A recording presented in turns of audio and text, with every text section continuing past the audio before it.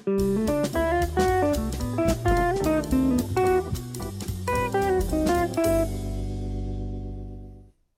everybody, welcome to Line of the Week number 124, Motif Development Using Melodic Rhythms.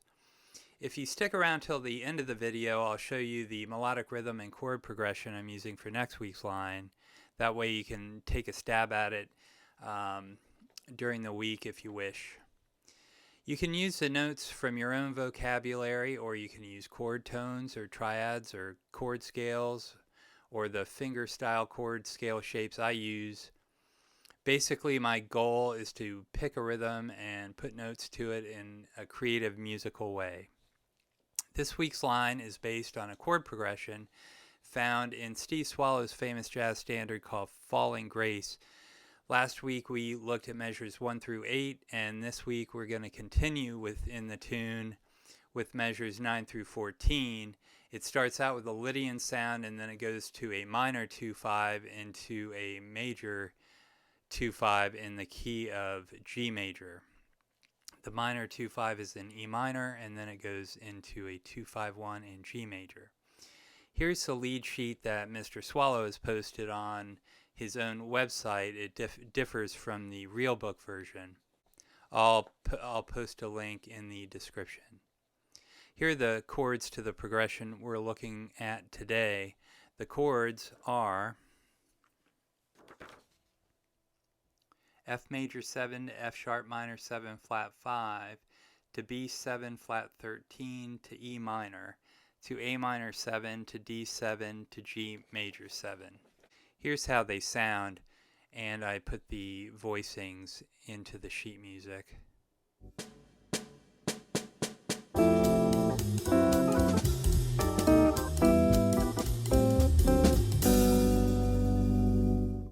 Here are the chord scales I use.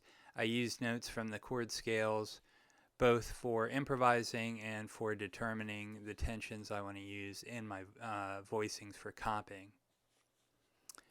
Here's some melodic rhythm I'm using this week. This motif is from Jerry Bergonzi's book, Volume 4, Melodic Rhythms Used with Permission.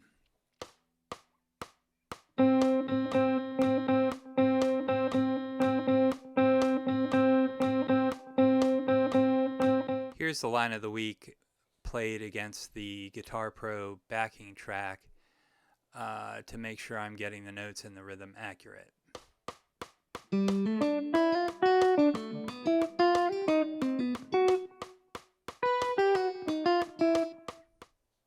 I'd like to say a few things about the line. This week, all the 6 measures are just a restatement of the melodic rhythm with different notes taken from the appropriate chord scale. So in that sense, it's very simple this week. In measure 1, you have the original motif. In measure 2, you've got the original motif. In measure 3, you've got the original motif.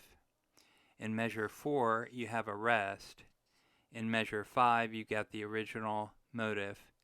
And then it resolves into measure 6 with a rest. I'd like to make an observation about resolving tension in this line. At the point of chord change where measure 5 goes into measure 6, the E flat under D7 is the flat 9. The F under D7 is the sharp 9. These are both disagreeable notes, in quotes, to G major 7 in the next measure.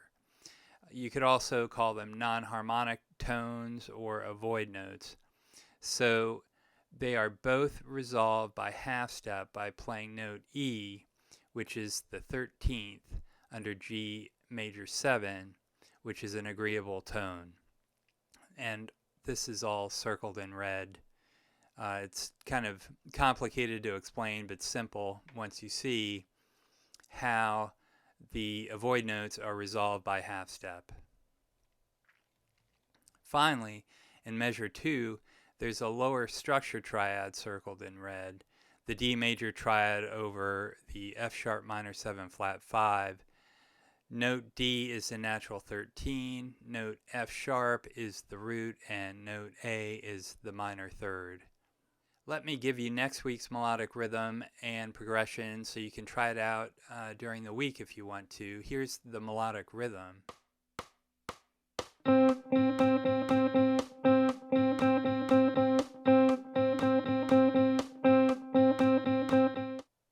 Here are the chords.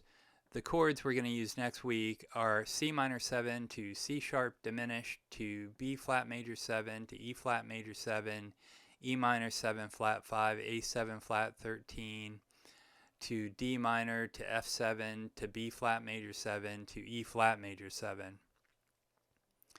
First, just try to put notes to the melodic rhythm, and then repeat the melodic rhythm through the changes using notes appropriate to the harmony.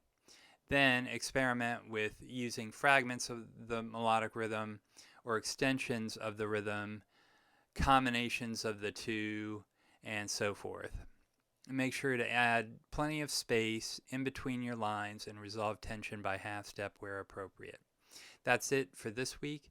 Thank you very much for listening, and we'll see you next week.